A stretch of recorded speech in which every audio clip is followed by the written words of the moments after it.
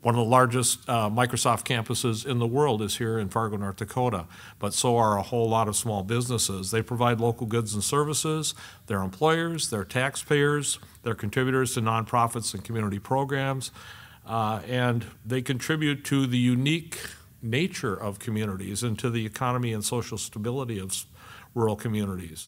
We're in this kind of cooperative moment where people feel excluded from their economy, from their society, and so finding this, using this model to come together and participate in the economy and providing services to the community and goods to the community is just one way to kind of improve participation and longevity. The biggest problem, especially as I've gone outside of Cibola County and tried to help people around the state, is an infrastructure issue. You need a good connectivity, and a lot of rural areas are still behind on that, and they still don't have the connectivity they need.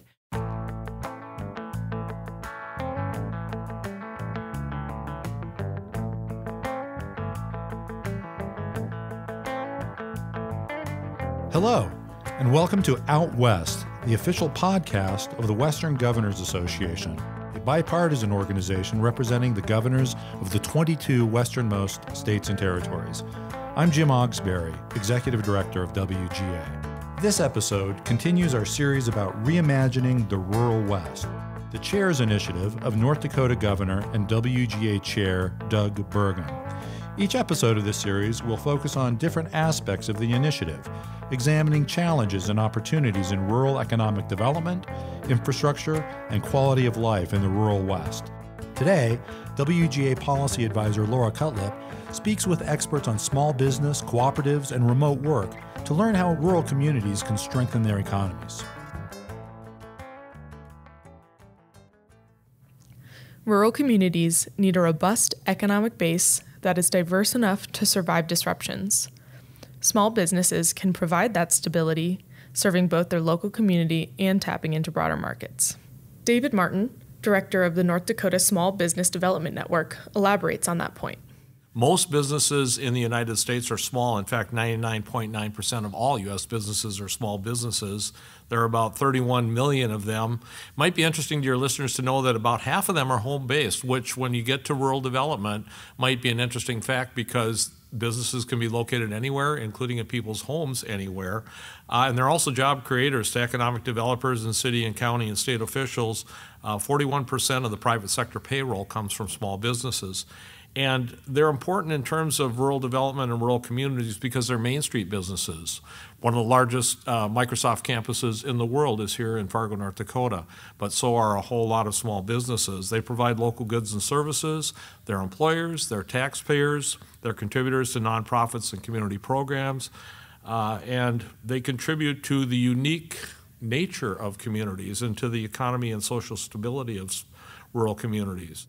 Despite the contributions of local businesses, it is often difficult for them to compete with bigger retailers, such as vendors in nearby cities or online stores. Consequently, Martin encourages rural communities to be thoughtful about where they spend their dollars. We're doing a statewide needs assessment here in North Dakota to try to better understand the needs of small businesses across the state, not just for our services or the services of other resource partners in the state, but also what is the local community like? What is the local economy like? And are they feeling supported by local residents and local government? Does local government buy what they can at the local level, or do they shop elsewhere because taxpayers expect the best deal for the dollar when local governments spend money? But are local residents and local governments asking local businesses, can you provide this good or service, and can you try to do it at the best available price? I'd rather do business here in my hometown than somewhere else if I can get what I need at a good price. Mm-hmm. It's human nature that if you've got a job in another community, if you're going there for education or health care, for cultural opportunities, to go to a movie, you're maybe going to shop there while you're there. You might buy gas or groceries in that other town. But if you're doing that in that other town and not in the community in which you live, then those businesses aren't going to have as much business as they might otherwise have from the people that live there. And so I think it's really important for local residents to remember that, and for local governments, city and county governments, school systems, and others to remember that as well. And even if they would devote a certain portion of their expenditures on a daily, weekly, monthly basis to the businesses in their hometown. That would significantly help those local businesses. Cooperative business models are a popular way to keep spending and profits local. Kate Latour, Government Relations Manager at the National Cooperative Business Association, explains how rural communities can benefit when this type of structure is utilized. Yeah, I think the big part about cooperatives that makes it so sustainable and important for the future is that it recaptures this ownership and giving people a stake in the business where they work, the store where they shop, or whatever the entity is. Having that ownership stake, I think, makes a big difference. Co-ops are there to answer a market failure. And so they are predominantly responding locally, but as co-ops continue to grow, they will compete at a national level. We have a lot of national and multinational corporations that are cooperatives, things like Land O'Lakes. Cooperatives are able to adapt kind of whatever the trends are, that they're able to compete. And the difference there is that the workers or the consumers who are member owners are the ones driving that decision and reaping the profits rather than, again, the investors who certainly are more than likely not living in the community where the business is.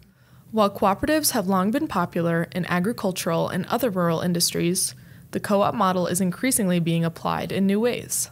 Latour elaborates on this trend. We're in this kind of cooperative moment where people feel excluded from their economy, from their society, and so finding using this model to come together and participate in the economy and providing services to the community and goods to the community is just one way to kind of improve participation and longevity. And I think really looking towards the future, cooperatives are innovative. And one thing we're seeing a lot now is in the gig economy and using platforms. It's called platform cooperativism, using digital apps for things like cleaning services and taxi cabs, and empowering the workers who are then owners of that company. So more of the profits that they generate are returned to them at the end of the day, rather than an outside shareholder. People want to work at co-ops and participate in co-ops for a number of reasons. Oftentimes, it is also driven by need. Co-ops are inherently operating in communities where it needs to meet an economic opportunity. So things like what Lori was talking about on the panel, where there's a lack of healthy food access, and using the cooperative model to access affordable, healthy food, so you're not forced to rely on canned food or pay exorbitant prices, and having that ownership stake makes a little bit of that difference. As the baby boomer generation reaches retirement age, cooperatives are also being used to help preserve successful local businesses. This wave of business owners who are over 50 years old, approaching retirement, many are actually working well past the traditional retirement age, and the opportunity that's presented by those owners deciding to sell their business to their workers is I think really important for retaining businesses that have already proven successful in rural communities and being able to evolve as the needs evolve. Latour notes that another challenge for aging communities is the need for healthcare providers that can travel to a client's home. Again, the cooperative business model offers a solution.